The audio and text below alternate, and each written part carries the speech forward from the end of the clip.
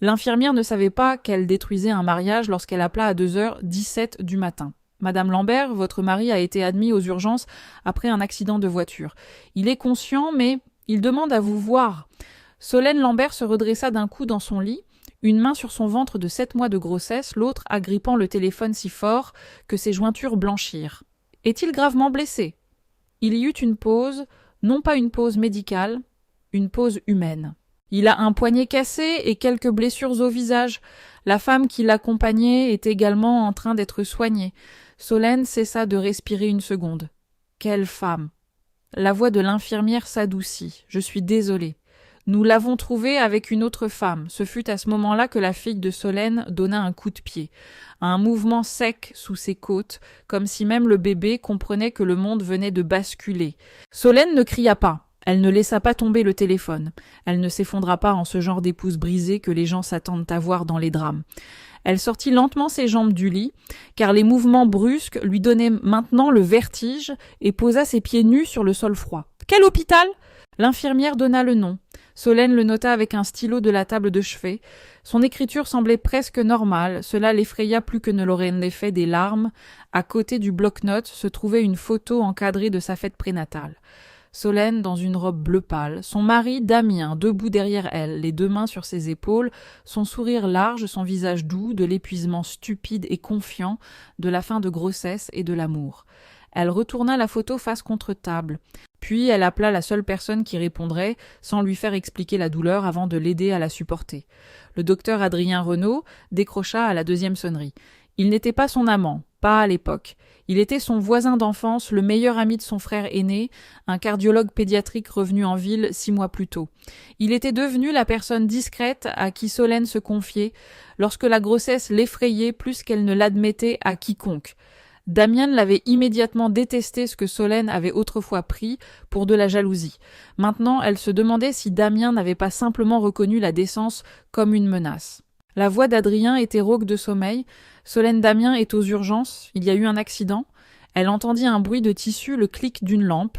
Tu es blessé? Non. Le bébé bouge. La question la stabilisa car c'était exactement la bonne. Oui. Bien. Assieds-toi pendant que tu me parles. Elle s'assit bien qu'elle n'ait pas réalisé qu'elle chancelait. Il demanda quel hôpital. Elle le lui dit. Il ne demanda pas pourquoi Damien était dehors à 2h du matin. Il ne remplit pas le silence d'indignation. Il dit simplement « Je viens te chercher ». Ne conduis pas. « Adrien, tu n'es pas obligé. Je sais. Chaussures, manteau, bouteille d'eau. Je serai là dans 10 minutes. » Il raccrocha avant qu'elle ne puisse gaspiller sa force à prétendre qu'elle allait bien. Solène s'habilla avec des mains maladroites. Son ventre rendait chaque mouvement lent et intime. Elle enfila une douce robe de maternité grise, puis un manteau dont Damien avait dit un jour qu'il lui donnait l'air d'une institutrice fatiguée. Elle en avait ri à l'époque. Maintenant, elle le boutonna soigneusement et pensa à la femme dans la voiture. À quoi ressemblait-elle? Était-elle jeune? Savait-elle que Solène était enceinte?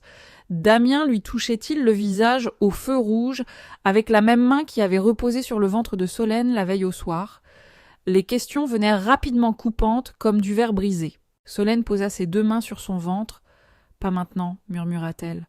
On survit d'abord. » Adrien arriva en 9 minutes. Il sortit de sa voiture en jean sombre, manteau marine et chaussures délacées, les cheveux encore humides d'un passage rapide sous le robinet. Quand il vit Solène sur le perron, son expression changea. Pas de la pitié. La pitié l'aurait brisé. De l'inquiétude.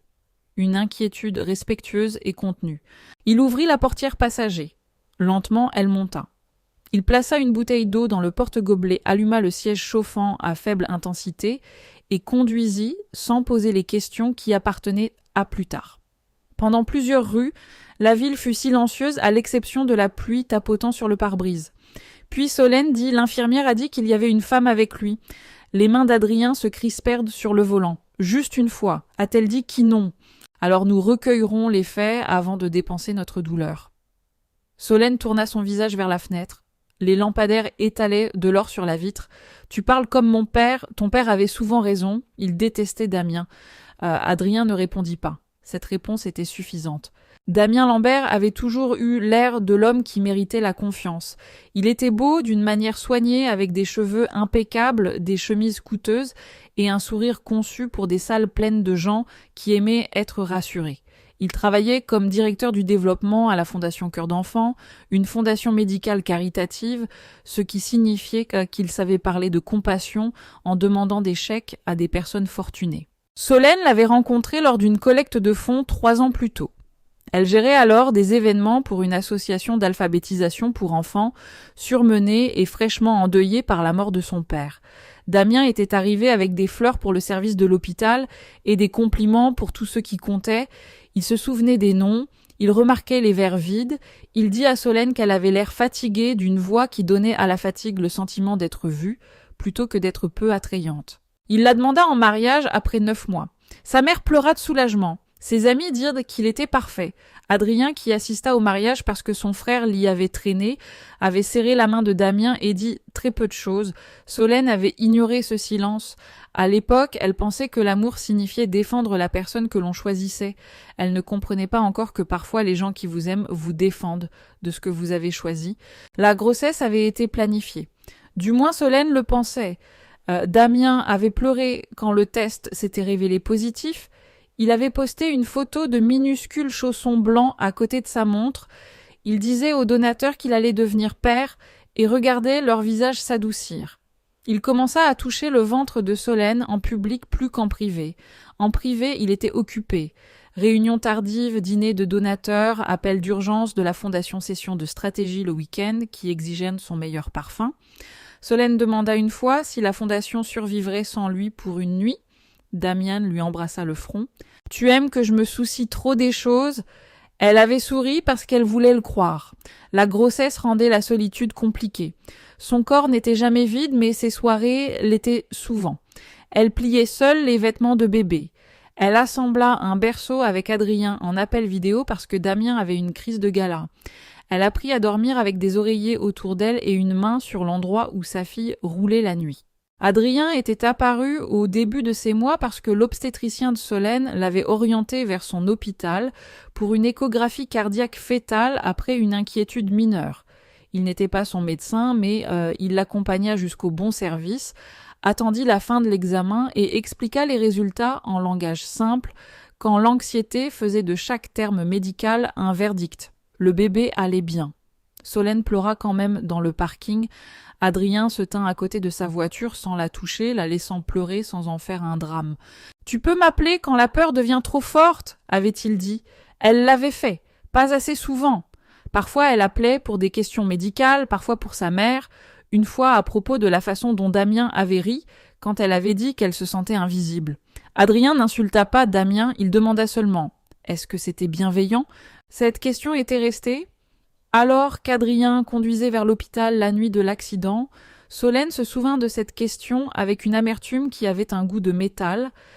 Est-ce que c'était bienveillant ? Non, très peu de choses avaient été bienveillantes ces derniers temps. À l'entrée de l'hôpital, Adrien s'arrêta sous l'auvent et aida Solène à sortir. Il lui offrit son bras. Elle le prit parce que le sol était mouillé et parce que la fierté ne protégeait pas les enfants à naître des glissades sur le béton. Le service des urgences sentait l'antiseptique, le café et la peur. L'infirmière à l'accueil leva les yeux, vit le ventre de Solène et son visage s'adoucit. Madame Lambert, Solène hocha la tête. Adrien se tenait un demi-pas derrière elle, assez près pour la soutenir, pas assez pour s'imposer. « Je suis le docteur Renaud, dit-il. Je suis ici en tant que soutien familial. » L'infirmière reconnut le calme professionnel quand elle le vit. « Votre mari est dans le box 6, l'autre patiente est en imagerie, l'officier de police attend pour vous parler. La police ?» La bouche de Solène devint sèche. « Pourquoi la police ?» L'infirmière jeta un coup d'œil vers le couloir. « Il y a eu des dommages matériels, et il pourrait y avoir eu conduite en état d'ivresse. » Solène ferma les yeux. Pas seulement un adultère. Bien sûr que non. La trahison arrivait rarement seule. Elle apportait de la paperasse. Damien paraissait plus petit dans le lit d'hôpital. Ce fut la première pensée de Solène et elle se détesta pour cela. Son poignet gauche était dans une attelle, un bleu assombrissait une de ses joues. Il y avait du sang séché près de sa racine des cheveux et un moniteur clipsé à son doigt. Il portait mal la blouse d'hôpital, comme si même la blessure n'avait pas réussi à respecter son image. Quand il vit Solène, le soulagement traversa son visage. Un vrai soulagement. Puis il vit Adrien derrière elle et le soulagement se figea. « Qu'est-ce qu'il fait là ?» Solène s'arrêta à côté du lit. C'était ses premiers mots, pas Est-ce que tu vas bien? Pas le bébé? Qu'est-ce qu'il fait là? Quelque chose en elle devint très silencieux. Parce que quelqu'un devait conduire votre femme enceinte aux urgences. À 2 heures du matin, dit Adrien. Les yeux de Damien se plissèrent. C'est une affaire de famille. Solène regarda son visage blessé, l'homme vers qui elle s'était précipitée, alors qu'il gisait à côté d'une autre femme dans une voiture accidentée.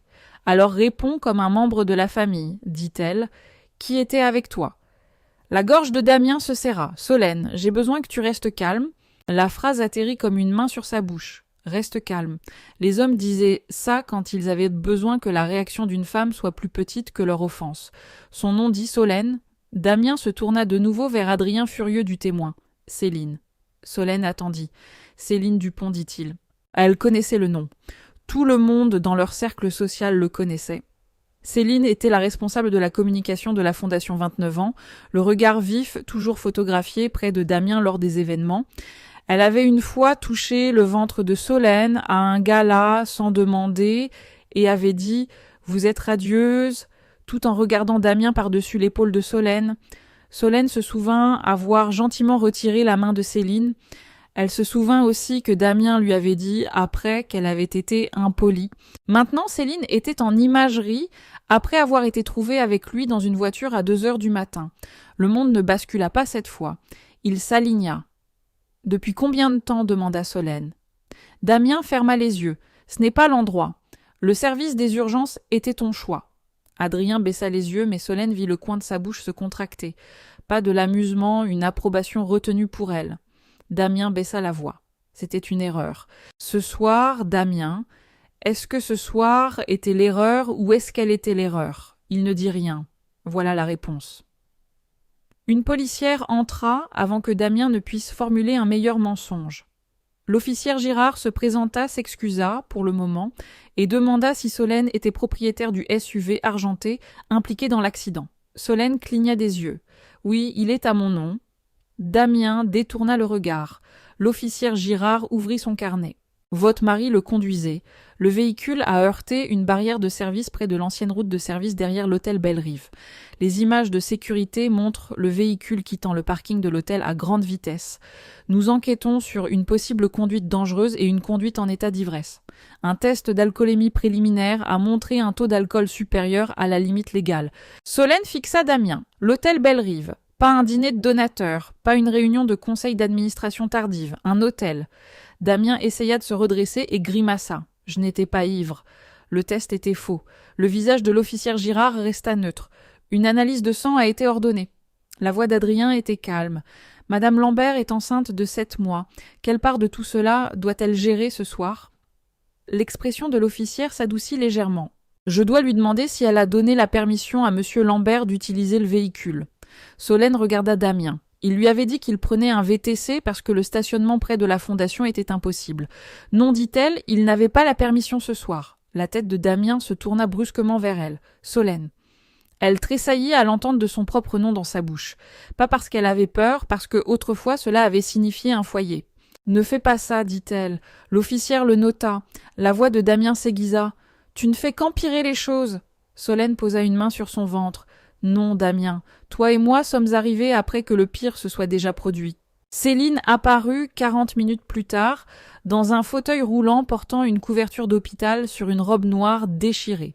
Elle avait une petite coupure à la lèvre et un hématome enflé près d'une tempe. Ses cheveux habituellement brillants et contrôlés pendaient librement autour de son visage. Sans l'éclairage des événements et les angles choisis, elle paraissait plus jeune et plus effrayée. Solène ressentit une terrible et indésirable tendresse pendant une seconde. Puis Céline vit Damien et murmura son nom comme si Solène était un meuble. La tendresse mourut. Damien tendit sa main valide vers elle. Solène observa le mouvement. Il y a des moments dans la trahison où le corps comprend avant que le cœur ne suive. Damien ne tendit pas la main vers sa femme enceinte, il tendit la main vers la femme de l'hôtel. L'officière Girard le remarqua aussi, Adrien aussi. Les yeux de Céline trouvèrent enfin Solène. Quelque chose comme de la culpabilité traversa son visage rapide et incommode. « Solène, je suis désolée. » Cela sonnait à la fois répété et accidentel. Solène ne répondit pas. Damien essaya de reprendre le contrôle. Céline ne dit rien. L'officière le regarda. « Monsieur Lambert, je vous conseillerais de ne pas interférer. » Céline baissa le regard. Solène l'étudia. Les mains tremblantes, le rouge à lèvres, maculait le bracelet en diamant à son poignet délicat et coûteux. Solène connaissait aussi ce bracelet. Elle avait vu le débit 3 mois plus tôt sur la carte de Damien et avait cru son explication. Cadeau de donateur, lot de vente aux enchères, dépenses de la fondation à rembourser. La pièce devint plus nette autour d'elle. Ce bracelet dit Solène. Céline le couvrit instinctivement de son autre main. Damien dit « Solène, arrête !» Adrien se rapprocha sans toucher seulement présent. Solène entendit sa propre voix devenir très calme. A-t-il été acheté avec l'argent de la fondation? Le visage de Céline se vida, le stylo de l'officière Girard s'arrêta. L'expression de Damien passa de la panique à la colère si rapidement que cela indiqua à Solène exactement où regarder. L'argent de la fondation. La phrase ouvrit une porte. Derrière elle se trouvaient toutes les réunions tardives, les dîners de donateurs, les dépenses qu'il disait qu'elle ne comprendrait pas les événements que Céline organisait toujours, les reçus qu'il gardait dans sa mallette au lieu du tiroir partagé. Solène se tourna vers l'officière. « Mon mari travaille pour la fondation Cœur d'enfant. S'il y a une question sur l'utilisation de fonds pour des dépenses personnelles, qui devrais-je contacter ?» Damien siffla. « Tu es folle ?» Adrien répondit avant que l'officière ne le puisse. Le directeur de la conformité de la fondation, également leur conseiller juridique. Damien le foudroya du regard. « Reste en dehors de mon mariage. » Le visage d'Adrien ne changea pas. Cela a cessé d'être seulement un mariage quand un remboursement de véhicule de la fondation La Voiture d'une épouse enceinte, une sortie d'hôtel et de potentiels fonds de donateurs sont entrés dans la même phrase. La pièce devint silencieuse. Solène regarda Adrien alors non pas parce qu'elle avait besoin qu'il se batte, mais parce qu'il venait de nommer le désordre sans en faire une affaire personnelle. L'officière Girard ferma son carnet. Madame Lambert, je peux inclure votre préoccupation dans le rapport. Vous pouvez également faire un signalement séparé si vous découvrez des irrégularités financières. Je le ferai. Damien rit une fois un rire laid et bas. Tu vas me détruire parce que j'ai fait une erreur. Solène regarda le bracelet de Céline puis son visage meurtri. Non, je vais cesser de protéger la version de toi que j'ai inventée. Céline se mit à pleurer. Damien tendit de nouveau la main vers elle. Solène se détourna avant que le geste ne puisse la blesser 2 fois. Dans le couloir, ses genoux faiblirent. Adrien fula immédiatement, une main planant près de son coude. « Puis-je » Elle hocha la tête, il la stabilisa et la guida vers une chaise. « Inspire lentement. »« Je le déteste, » murmura-t-elle. « Peut-être. Ce soir tu le détestes. Demain tu le pleureras peut-être. Les 2 sont autorisés. » Solène se couvrit le visage. Le bébé bougea de nouveau plus doucement cette fois. Adrien s'accroupit devant elle, assez loin pour lui donner de l'espace. « Toi et le bébé, on va prendre soin de vous. Ça commence maintenant. » Elle voulait le croire. Pour la première fois depuis des mois, croire quelqu'un ne ressemblait pas à un danger. Solène ne rentra pas chez elle. Adrien la conduisit chez sa mère, une maison en briques, avec des rideaux jaunes et un perron plein de plantes, qui survivaient principalement parce que Madame Moreau leur parlait sévèrement chaque matin. Sa mère ouvrit la porte en robe de chambre, jeta un coup d'œil au visage de Solène et ne posa pas une seule question sur le pas de la porte. À l'intérieur, dit-elle, c'était de l'amour aussi. Adrien porta le sac de nuit de Solène parce qu'il était passé à la maison avec sa permission pendant qu'elle attendait dans la voiture. Il avait également récupéré ses vitamines prénatales, son dossier médical, son ordinateur portable et la couverture de bébé que son père avait achetée avant de mourir. Damien appela 17 fois avant le lever du soleil. Solène ne répondit pas. À 6 heures, il envoya un message. « Ne prends pas de décision sous le coup de l'émotion. Nous devons parler avant que tu ne ruines notre famille. » Elle fixa les mots en buvant une tisane au gingembre. « Notre famille. » La phrase avait du poids parce qu'elle incluait un enfant qu'il avait mis en danger sans l'avoir rencontré. Sa mère lut le message par-dessus son épaule et dit « Cet homme a toujours utilisé des mots au pluriel quand il pense à lui-même. » Solène faillit sourire, puis elle pleura pendant 20 minutes. Pas de jolis pleurs. La grossesse lui avait volé toute chance de cela. Elle pleura avec une main sur son ventre et l'autre serrée autour d'une serviette en papier furieuse de chaque souvenir qui tentait de défendre Damien. Son visage à la première échographie, sa main assemblant maladroitement la poussette. La façon dont il avait chanté faux en cuisinant des pâtes. Les bons moments, découvrit-elle, ne devenaient pas faux juste parce que la personne devenait dangereuse. C'est pourquoi la trahison faisait mal. Elle n'effaçait pas l'amour, elle faisait témoigner l'amour contre lui-même. À 8 heures, Solène avait appelé une avocate. Elle s'appelait Maître Valois, et elle avait le genre de voix qui rendait les excuses malvenues. Adrien l'avait recommandée après avoir demandé à Solène si elle voulait des options juridiques, pas des instructions. Maître Valois arriva chez madame Moreau à midi. Elle écouta l'histoire de l'hôpital sans interrompre. Elle demanda des dates, l'accès aux comptes bancaires, l'enregistrement de la propriété, les informations d'assurance, les liens avec la fondation, et si Damien avait déjà exercé une pression financière sur Solène. Solène faillit dire non, puis elle se souvint du compte pour le bébé. 3 semaines plus tôt, Damien lui avait dit qu'il avait besoin d'un accès temporaire au compte d'épargne qu'ils avaient pas mis de côté pour les frais d'hôpital et les dépenses du bébé. Une promesse de don avait été retardée. Il avait dit qu'il devait couvrir un acompte pour un gala de la fondation et qu'il le rembourserait en 4 jours. Il ne le remboursa pas. Solène avait été trop fatiguée pour discuter. Le stylo de Maître Valois s'arrêta de bouger. Combien 32 000 €. La tasse de sa mère heurta la table. Adrien, qui remplaçait discrètement une ampoule sur le porche extérieur pour leur donner de l'intimité et avait quand même entendu le bruit apparu dans l'embrasure de la porte. Solène le regarda. Sa mâchoire était serrée. Pas une colère de façade, le genre utile. Maître Valois demanda « Avez-vous une preuve écrite de son explication des SMS ?»« Bien, envoyez-les. » Le soir, Maître Valois avait demandé une ordonnance de protection financière et des dispositions de garde provisoire d'urgence pour l'enfant à naître, à traiter après la naissance, y compris des restrictions liées à l'intoxication et à la conduite dangereuse. Elle envoya également une lettre de mise en demeure de conserver les preuves à Damien Céline, l'hôtel Belle-Rive et la Fondation. Le mot « conserver » donna à Solène un sentiment de sécurité. Cela signifiait qu'on avait demandé à la vérité de ne pas disparaître. Damien ne réagit pas bien. À 21h ce soir-là, il arriva chez madame Moreau avec le poignet en écharpe et un bleu s'étalant sur sa joue.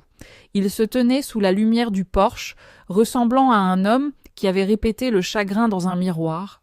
Solène regarda depuis la fenêtre du salon. Sa mère ouvrit la porte mais laissa la chaîne de sécurité. « Rentre chez toi, Damien, j'ai besoin de voir ma femme. »« Ta femme a besoin de sommeil, de conseils juridiques et de meilleur goût en matière d'homme. » Solène se couvrit la bouche. Adrien, debout près du couloir, baissa très rapidement les yeux. Le visage de Damien se durcit. « C'est entre moi et Solène. » Madame Moreau se pencha plus près de l'entrebâillement. « Non, tu as ramené une passagère. » Damien jeta un coup d'œil vers la rue. 2 voisins regardaient déjà. Les Rousseau vivaient là depuis 30 ans. La surveillance de quartier n'avait pas besoin de caméra. Il baissa la voix. « Solène est enceinte. Le stress est dangereux. » Maître Valois, qui était resté tard pour rédiger des documents, entra dans le couloir puis s'arrêta. Damien la dévisagea. « Qui êtes-vous ? La raison pour laquelle vous devriez partir avant que le rapport de police ne s'allonge. » Il partit. Non pas parce qu'il respectait les limites, mais parce que des témoins étaient arrivés. La Fondation agit plus vite que Damien ne s'y attendait. La Fondation Cœur d'Enfant n'appréciait pas les scandales. Elle était bâtie sur la confiance des donateurs, les partenariats hospitaliers et les photographies d'enfants tenant des chèques surdimensionnés.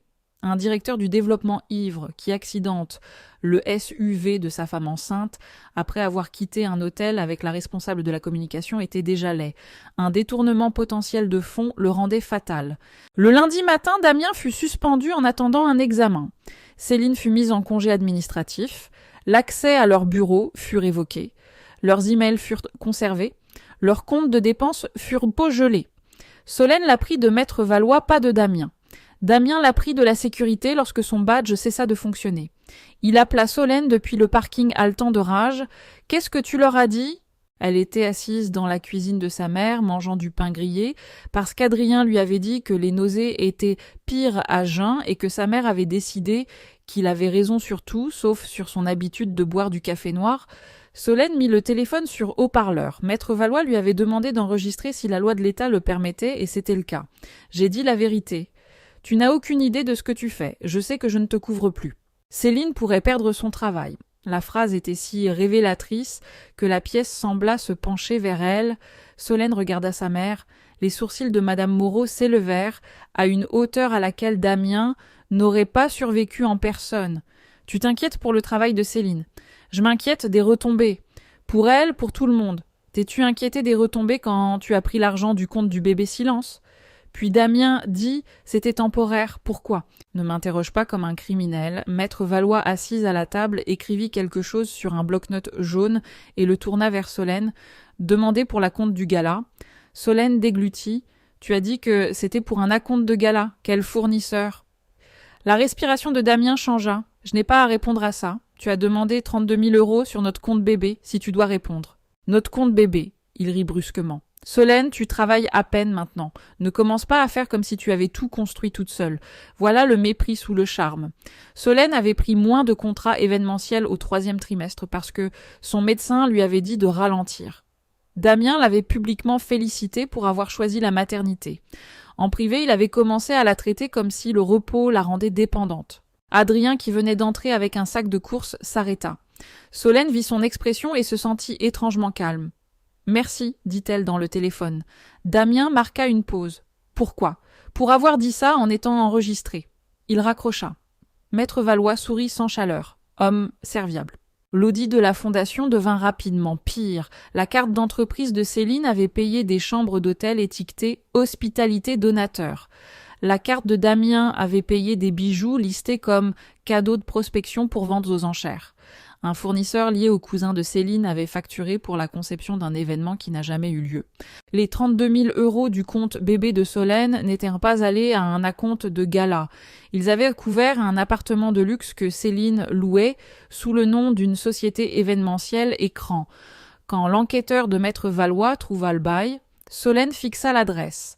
C'était à 6 pâtés de maison de l'hôpital où elle prévoyait d'accoucher. Ce petit fait faisait plus mal que le montant. Damien avait gardé sa maîtresse près de l'endroit où Solène deviendrait mère. Maître Valois plaça le bail dans un dossier. « Nous pouvons utiliser ça », Solène hocha la tête. « Utilisez tout ». L'enquêteur trouva également des images de sécurité de l'hôtel Belle-Rive. Elle montrait Damien et Céline entrant ensemble à 19h32. Damien portait la cravate que Solène lui avait offerte pour son anniversaire. Céline portait le bracelet en diamant. Ils partirent à 2h04 du matin, se disputant près du service de voiturier.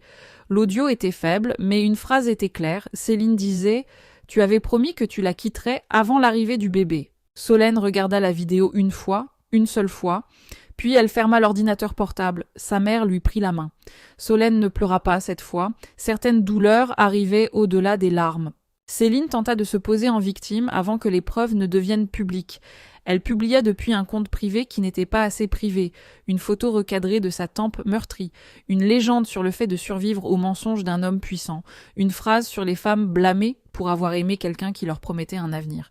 Elle ne nomma pas Damien, elle ne nomma pas Solène, elle ne mentionna pas le bébé, mais elle n'en avait pas besoin. Leur cercle social avait déjà entendu des rumeurs et les rumeurs aimaient les détails même quand elle les inventait. À midi, Solène reçut 3 messages de femmes qu'elle connaissait à peine. « Je pense à toi. J'espère que tu prends soin de toi. » Ces choses sont compliquées. Le dernier fit poser délicatement le téléphone à Solène. Compliqué. Les gens aimaient ce mot quand la simplicité exigerait du courage. Maître Valois conseilla le silence jusqu'à ce que la fondation fasse son mouvement. Solène voulait aussi le silence, mais pas le genre d'avant. Pas le silence qui protégeait Damien, un silence différent, le silence d'une salle des scellés avant que la porte ne s'ouvre. Adrien vint ce soir-là avec une pile de livres pour enfants pour le bébé. Il prétendit qu'il venait de la boutique de cadeaux de son hôpital et était donc médicalement nécessaire. Madame Moreau qualifia cela d'absurdité et lui prépara de la soupe quand même. Après le dîner, Solène le trouva dans la chambre de bébé que sa mère avait commencé à aménager dans la chambre d'amis.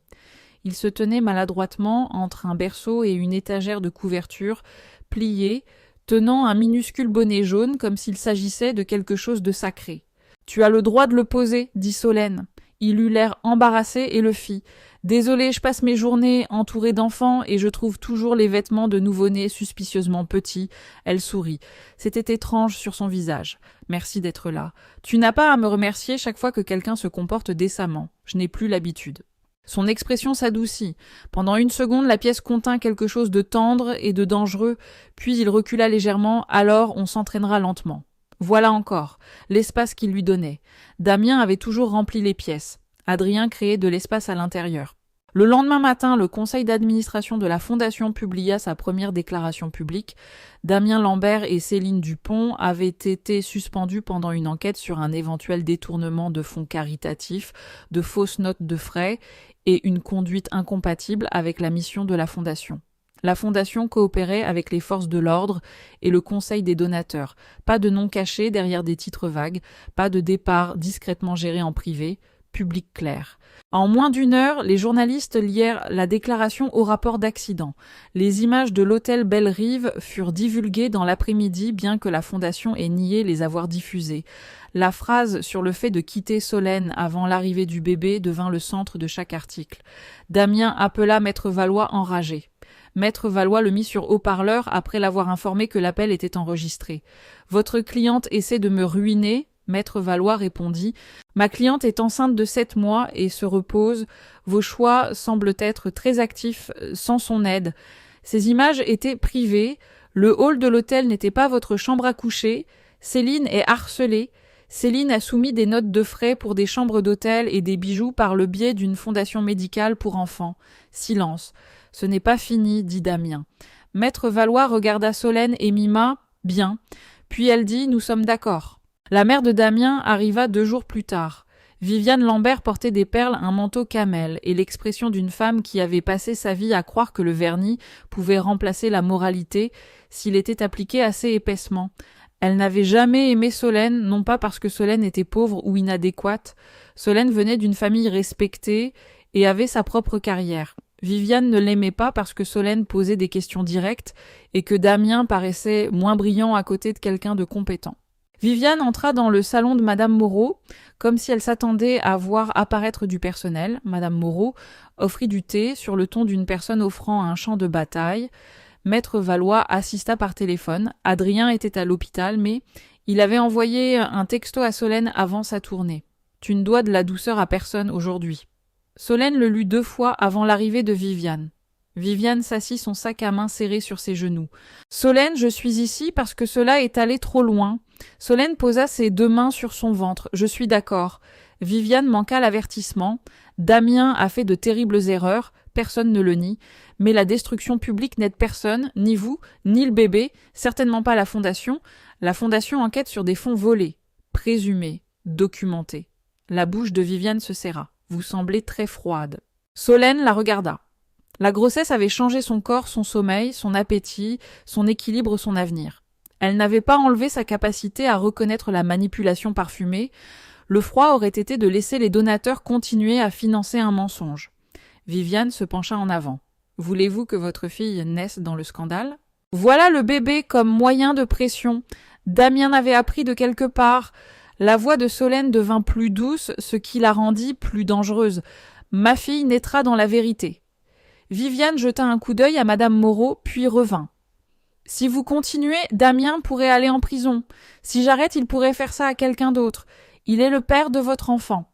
Alors, il aurait dû agir comme tel avant de conduire ivre en quittant un hôtel avec une autre femme dans ma voiture. » Viviane tressaillit. Madame Moreau prit une gorgée de thé très satisfaite. Viviane tenta un dernier angle. Céline coopère avec le conseil d'administration. Elle dit que Damien l'a trompée. Solène faillit rire. Céline portait un bracelet acheté avec l'argent de la Fondation et vivait dans un appartement payé par le compte de mon bébé. Les femmes font des choses folles par amour. Alors elle peut apprendre la responsabilité avec lui. Viviane se leva. Vous regretterez de ne pas avoir pardonné. Solène se leva aussi lentement car le bébé rendait chaque geste dramatique pratique. Non, Viviane. Je regrette d'avoir pardonné avant que quiconque ne soit désolé. Après le départ de Viviane, les jambes de Solène tremblèrent. Madame Moreau l'aida à s'asseoir. Tu as été magnifique. J'ai envie de vomir. Les 2 peuvent être vrais. Ce soir-là, Damien tenta une autre tactique. Il envoya un long email à des amis communs et à des donateurs affirmant que l'instabilité émotionnelle de Solène pendant la grossesse avait déformé une crise conjugale privée. Il admit une relation inappropriée, mais nia tout méfait financier.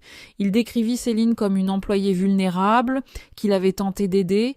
Il décrivit Solène comme isolée, influencée par une avocate et un médecin, avec des motivations douteuses. Il ne nomma pas Adrien, il n'en avait pas besoin. Ah, Solène lut l'email à la table de la cuisine tandis qu'Adrien était assis en face d'elle après être passé avec des papiers de sortie d'hôpital pour que son obstétricien les examine. Son visage resta impassible jusqu'à ce qu'il atteigne la ligne sur les motivations douteuses. « Je suis désolée, dit Solène. » Adrien leva les yeux. « Pourquoi il t'entraîne là-dedans ?»« Solène, il a encastré ta voiture dans une barrière après avoir quitté un hôtel avec sa maîtresse. Si sa meilleure défense est que ton ami t'a véhiculé et t'a donné des informations prénatales, il est à court de murs derrière lesquels se cacher. » Elle expira. « Tu es en colère, oui. Contre moi. » Ses yeux s'adoucirent. « Jamais contre toi parce que tu es ciblé. » La phrase entra dans un endroit en elle qui s'était préparé au blâme. Elle détourna rapidement le regard.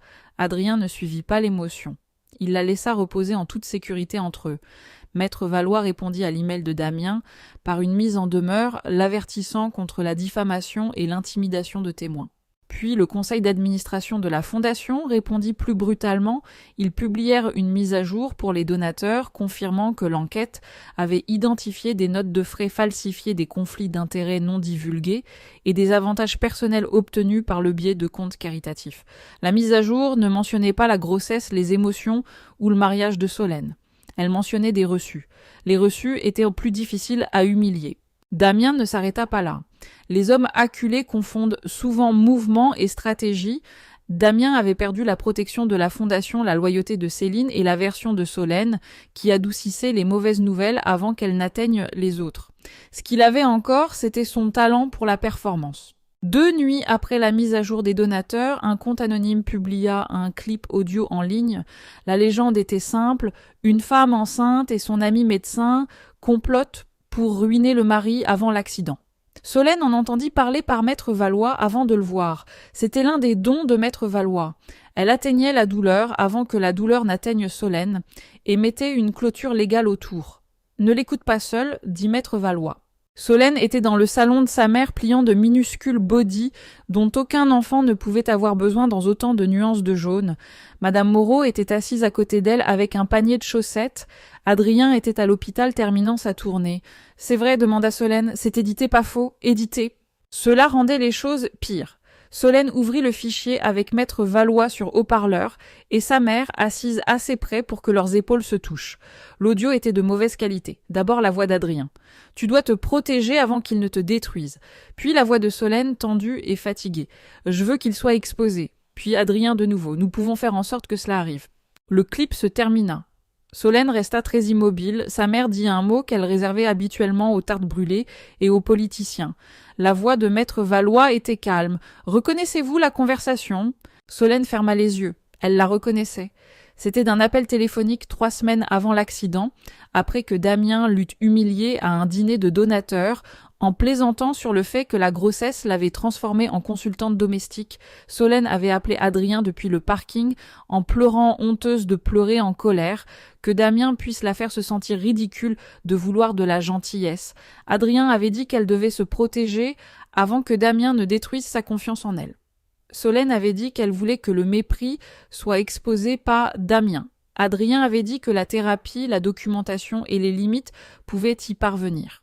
Quelqu'un avait arraché l'âme de la conversation et laissé une arme.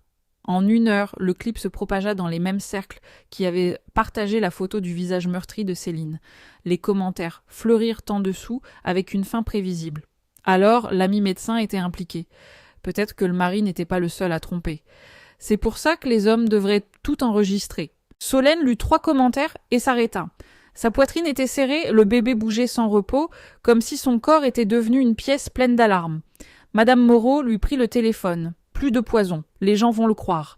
Certaines personnes croient que la soupe nettoie les cristaux. On n'organise pas sa vie autour d'eux. Solène faillit rire puis se couvrit la bouche parce que rire semblait trop proche des sanglots. Adrien arriva 20 minutes plus tard. Il avait clairement conduit trop vite, bien qu'il ne l'admettrait jamais. Ses cheveux étaient ébouriffés par le vent, son badge d'hôpital encore accroché à son manteau, son visage contrôlé d'une manière que Solène reconnaissait maintenant comme une colère tenue, en laisse courte. « Je suis désolé, dit-il, avant d'enlever son manteau. » Solène leva les yeux. « Pourquoi es-tu désolé ? Parce qu'il a utilisé ma voix pour te faire du mal. » C'était une réponse si typique d'Adrien qu'elle brisa quelque chose en elle. Pas la peur, le soulagement. Damien serait entré furieux pour sa réputation. Adrien entra en deuil du mal qui lui avait été fait. Maître Valois avait déjà commencé la riposte. L'enregistrement complet de l'appel existait parce que le téléphone de Solène sauvegardait automatiquement les appels des contacts approuvés dans un dossier cloud sécurisé suite à un problème de harcèlement avec un ancien fournisseur d'événements des années auparavant. Elle avait oublié ce paramètre, pas Maître Valois. Le matin, l'appel complet fut conservé, transcrit et envoyé à l'avocat de Damien avec une demande de rétractation. L'enregistrement complet montrait la vérité. Adrien avait encouragé Solène à documenter les mauvais traitements émotionnels, à parler à son thérapeute et à consulter un avocat si elle se sentait financièrement en danger. Il lui avait répété de ne pas prendre de décision dans la panique. Le clip édité avait supprimé chaque phrase qui le faisait paraître responsable.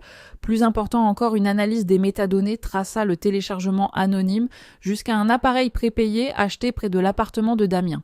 Les images de sécurité du magasin montraient le cousin de Damien l'achetant. Le cousin contacté par les enquêteurs admit que Damien lui avait demandé de l'aider à mettre la vérité en ligne. La vérité. Damien utilisait le mot comme les voleurs utilisent des voitures empruntées avec négligence. Le retour de bâton n'arriva pas aussi vite que le mensonge, mais il arriva plus lourdement. Maître Valois demanda des sanctions et ajouta l'audio édité au dossier d'intimidation de témoins. Le conseil d'administration de la Fondation publia une deuxième déclaration confirmant que Damien avait tenté de détourner l'attention de fautes professionnelles documentées en attaquant un citoyen privé et un médecin non lié aux finances de la Fondation. L'hôpital où travaillait Adrien publia une rare note publique confirmant que le docteur Renaud n'avait aucune implication dans l'enquête de la Fondation et que toute allégation diffamatoire était en cours d'examen. Solène détestait que son nom soit entré dans les nouvelles. Adrien détestait seulement qu'elle se sente coupable. « Ce n'est pas ta faute », lui dit-il dans le jardin ce soir-là. « Tu dis ça comme si la faute écoutait. Alors je le répéterai jusqu'à ce qu'elle s'en lasse. » Elle le regarda un long moment. L'air de fin d'été sentait la terre humide et la menthe. La fenêtre de la cuisine de sa mère brillait derrière eux. À l'intérieur, Madame Moreau faisait semblant de ne pas regarder. « Pourquoi es-tu encore là ?» demanda Solène. Adrien ne fit pas semblant de ne pas comprendre. « Parce que je tiens à toi. C'est dangereux en ce moment. Pour ma réputation, pour ta paix. » Il sourit faiblement, mais ses yeux restèrent sérieux. Une paix qui dépend du fait de laisser quelqu'un seul dans un incendie n'est pas la paix, c'est de la distance. Solène baissa les yeux sur ses mains posées sur la courbe de son ventre. « Je ne peux rien promettre. Je ne demande rien.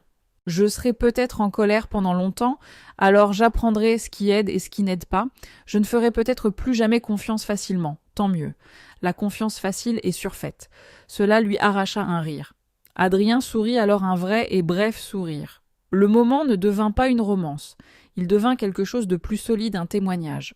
Solène réalisa que le soutien n'était pas quelqu'un qui la sortait de l'histoire, c'était quelqu'un qui se tenait assez près pour lui rappeler qu'elle en était toujours l'auteur. Céline craqua la première, non pas par conscience, mais par calcul.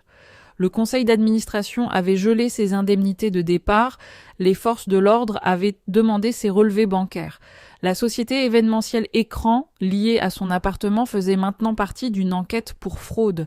Damien ne répondait plus à ses appels avec des promesses, il envoyait des instructions. Supprime les anciens messages, dit que le bracelet était un cadeau personnel, n'admet pas la source de l'appartement. S'il pose des questions sur le compte du bébé, tu ne savais rien. Céline transmit tout à son avocat.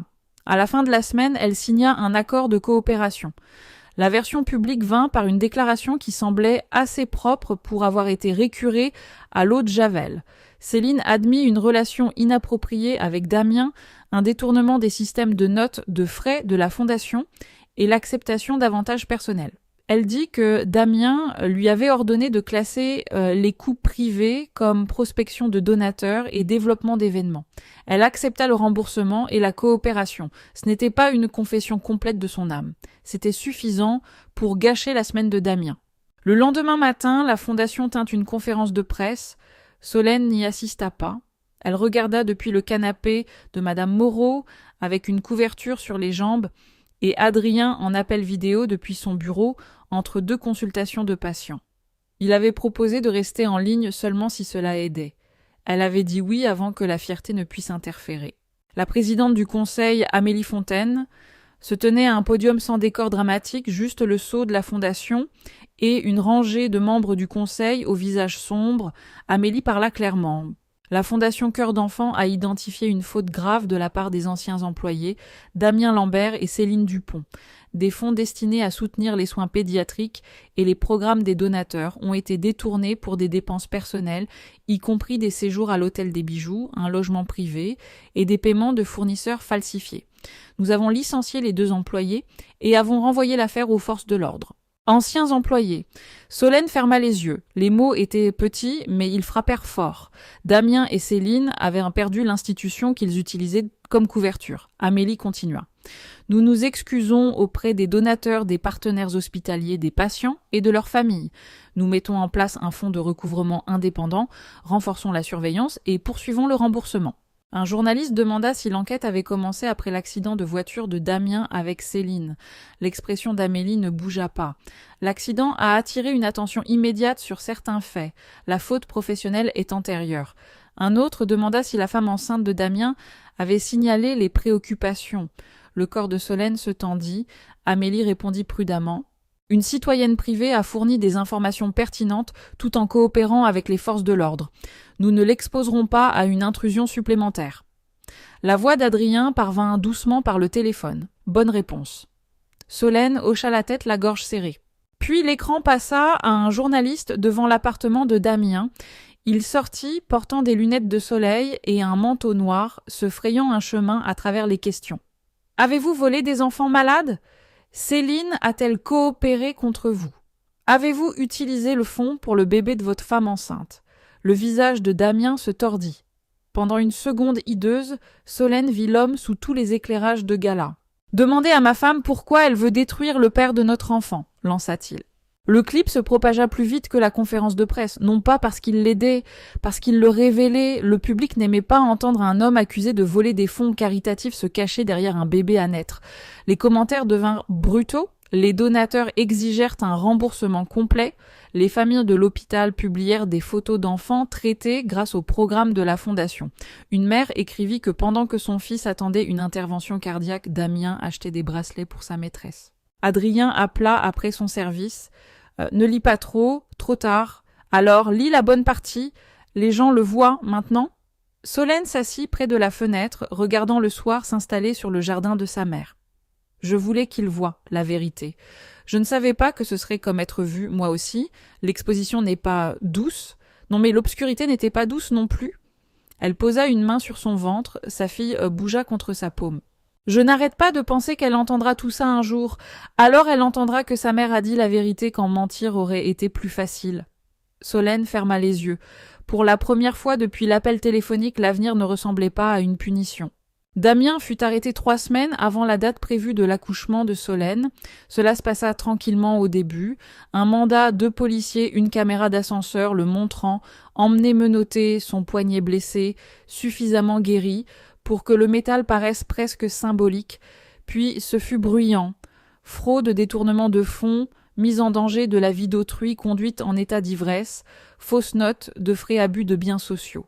Les chefs d'accusation étaient énumérés dans les articles avec la même cruauté simple qu'un ticket de caisse article après article, choix après choix, pas de place pour la romance. Céline fut également inculpée, bien que sa coopération ait réduit la gravité. Elle ne fut pas épargnée par la disgrâce publique. Son nom, sa photo et sa déclaration apparurent dans chaque reportage. L'expression « la maîtresse directrice de la communication » la suivit comme une ombre. Elle perdit son accréditation pour la collecte de fonds à but non lucratif. Ses perspectives d'emploi s'effondrèrent et le bail de l'appartement devint une pièce à conviction. L'audience de mise en liberté sous caution de Damien fut le dernier événement public auquel Solène assista avant d'accoucher. Maître Valois lui conseilla de ne pas venir. Sa mère la supplia de ne pas le faire. Adrien dit « Tu n'as pas besoin de prouver ta force en entrant dans des pièces qui te font mal. » Solène les apprécia tous, puis elle y alla quand même non pas pour voir Damien tomber, mais pour entendre les conditions qui protégeraient son enfant. La salle d'audience était bondée de journalistes, de donateurs de la Fondation et de quelques anciens collègues qui semblaient être venus pour confirmer qu'ils n'avaient pas imaginé son charme. Damien se tenait avec son avocat pâle et tendu. Quand il vit Solène entrer, son visage changea. Un instant, il ressembla au mari de la photo de la fête prénatale. puis ses yeux se posèrent sur Adrien qui marchait à ses côtés et la colère revint. Adrien ne s'assit pas à côté de Solène au début. Il demanda doucement « Ici ou derrière toi, à côté de moi », dit-elle. Alors il s'assit à côté d'elle. Pas de performance, pas de main sur son dos pour les caméras, juste de la présence. Le procureur décrivit les preuves, images de l'hôtel, notes de frais, virements bancaires, coopération de Céline, l'argent du compte bébé acheminé par la société Écran, le test d'alcoolémie et les tentatives de Damien de faire pression sur les témoins. Le procureur demanda des conditions strictes de non-contact avec Solène, sauf par l'intermédiaire d'un conseil juridique et un contact futur supervisé avec l'enfant, en attendant les ordonnances du juge aux affaires familiales. L'avocat de Damien argua que Damien était un professionnel respecté, avec de forts liens familiaux et un enfant à naître. Le ventre de Solène se serra. Voilà encore l'enfant comme bouclier. Le juge regarda Damien par-dessus ses lunettes de lecture. Un enfant n'est pas une référence de moralité lorsque les faits reprochés incluent la prise de fonds mis de côté pour la naissance de cet enfant. La pièce devint très silencieuse. Solène sentit la main d'Adrien près de la sienne sans la toucher. Elle bougea légèrement ses doigts. Il comprit et prit sa main sous le banc, loin des caméras. Le juge accorda la mise en liberté sous caution avec des conditions strictes, remise du passeport, interdiction de contacter Solène, interdiction de contacter Céline sauf par l'intermédiaire d'un avocat, pas d'accès au système de la fondation ou au dossier des donateurs, pas d'alcool, interdiction de conduire, surveillance par GPS et respect des restrictions du tribunal de la famille après la naissance du bébé. Damien semblait abasourdi. Les hommes comme lui confondaient souvent les conséquences avec la persécution parce que la responsabilité n'avait jamais fait partie de leur image de soi. Alors que Solène quittait la salle d'audience, Damien se retourna. Le vieux surnom faillit l'atteindre. Presque. Maître Valois s'interposa. L'interdiction de contact signifie pas de contact. Damien regarda par-dessus Maître Valois vers Solène. « Tu vas vraiment m'empêcher de voir ma fille ?» Solène s'arrêta. Les journalistes se penchèrent en avant. La main d'Adrien se serra une fois puis se détendit. Solène se tourna lentement. « Non, Damien, tes choix ont fait ça, moi je vais la garder en sécurité. » Ce fut la seule déclaration qu'elle fit. Elle devint le titre des journaux. Le travail commença pendant un orage. Solène se réveilla à 4 heures du matin avec une douleur qui la traversa comme une vague avec des dents. Au début, elle pensa que c'était une autre fausse alerte, puis elle perdit les os dans le couloir de sa mère, et Madame Moreau cria pour avoir des serviettes comme si les serviettes avaient personnellement failli à la famille. Adrien arriva avant l'ambulance parce qu'il était de garde à proximité et parce que Madame Moreau l'avait appelé avant d'appeler l'hôpital, un choix qu'elle défendit plus tard sans aucun remords. Il trouva Solène assise dans les escaliers, respirant fort, les cheveux humides sur les tempes, les 2 mains agrippées à la rampe. Et, dit-il en s'agenouillant en dessous d'elle, « Regarde-moi, tu te débrouilles bien, je ne me débrouille pas bien, je fuis et je suis furieuse. » Les deux sont courants. Ne me parle pas comme un médecin, alors je te parlerai comme un ami. Respire. Elle le fit. À l'hôpital, son obstétricien prit le relais. Adrien n'était pas dans la salle d'accouchement au début. Solène avait demandé à sa mère de rester et elle ne voulait pas de confusion dans la pièce la plus vulnérable de sa vie.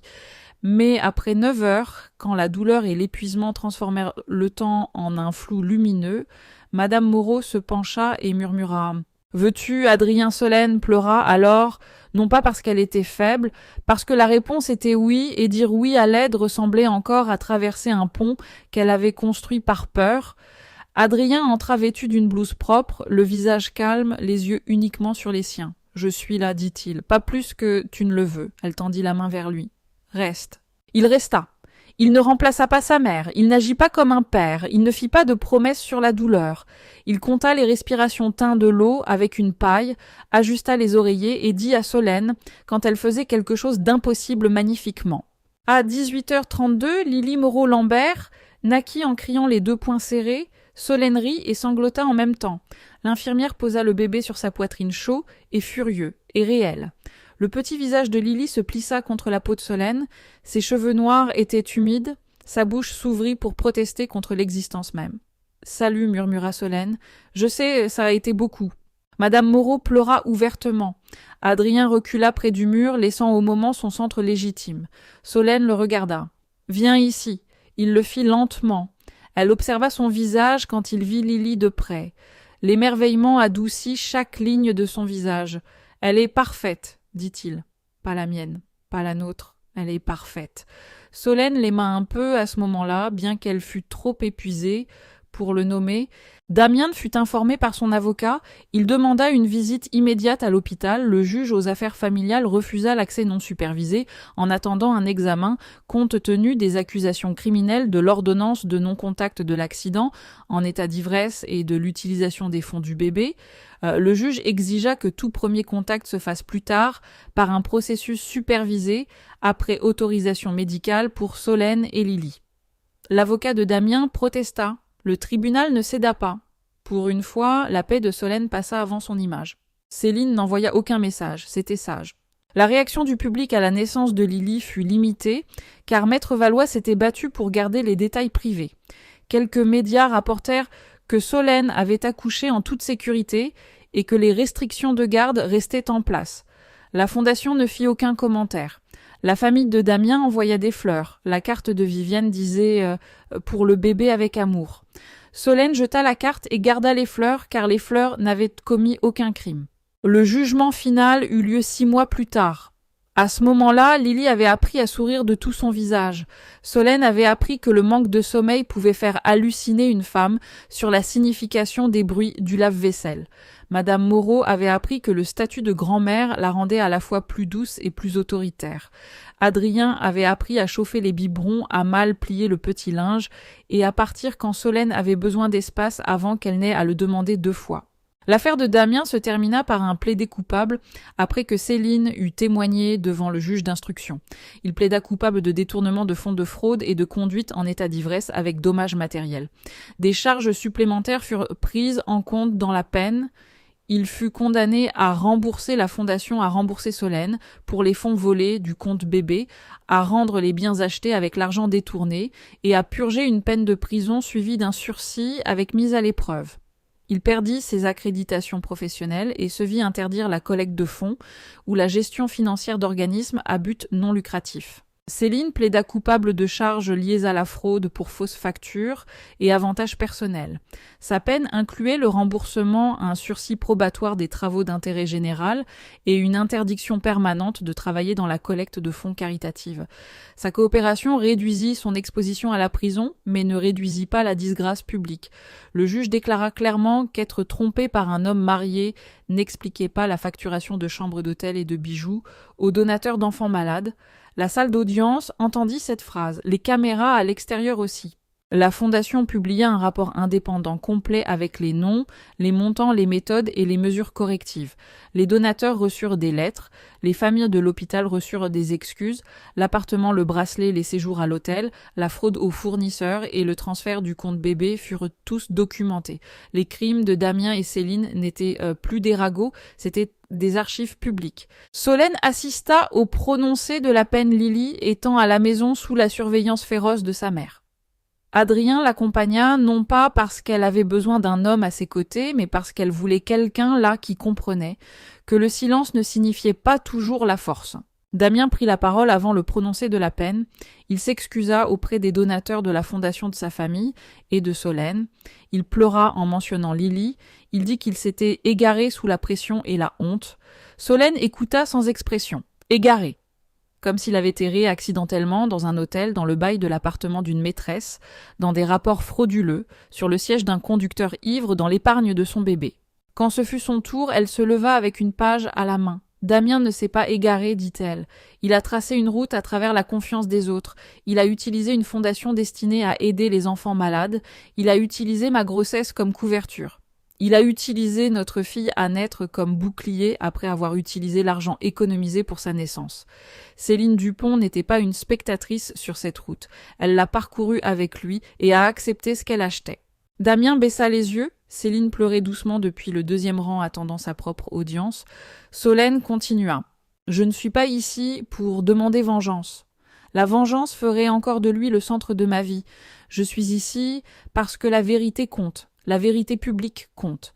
Chaque personne qui a donné à cette fondation, chaque famille de patients qui lui a fait confiance, chaque femme à qui l'on a dit de se taire pour la réputation d'un homme, mérite d'entendre que le mal ne devient pas privé simplement parce qu'il s'est produit au sein d'un mariage. Sa voix faillit se briser. Presque, elle la retint. Ma fille grandira en sachant que l'amour n'est pas le secret, la paternité n'est pas un bouclier, et le pardon sans responsabilité n'est qu'une permission pour la prochaine blessure. Elle s'assit. La main d'Adrien trouva la sienne. Cette fois, elle se fichait de qui voyait. Solène ne recommença pas avec des feux d'artifice. Elle recommença avec des matins. Lily se réveillant avant l'aube avec une chaussette manquante. Sa mère chantant de vieilles chansons dans la cuisine. Adrien déposant du café et partant pour sa tournée, puis envoyant une photo du lever de soleil sur l'hôpital. Maître Valois envoyant les derniers documents du tribunal avec pour objet classé, ce qui fit pleurer Solène plus fort qu'elle ne s'y attendait. Le divorce fut finalisé après la condamnation de Damien. Solène obtint la garde exclusive, les futures visites de Damien étant soumises à des conditions strictes et supervisées après sa libération, épreuve de réhabilitation. Les fonds volés furent ordonnés d'être remboursés par restitution. Le SUV, réparé et vendu, devint de l'argent sur le compte d'études de Lily. Solène retourna finalement dans sa propre maison, pas la maison qu'elle avait partagée avec Damien, elle vendit celle-là. Trop de murs se souvenaient de lui. À la place, elle acheta une maison plus petite près de la rivière, avec une chambre de bébé orientée à l'est et une cuisine assez lumineuse pour les plantes. Madame Moreau se plaignit que les escaliers étaient étroits, puis y déménagea la moitié de sa batterie de cuisine quand même. Adrien aida à monter la bibliothèque de Lily. Il l'installa de travers. Solène, debout dans l'embrasure de la porte tenant le bébé, le dévisagea.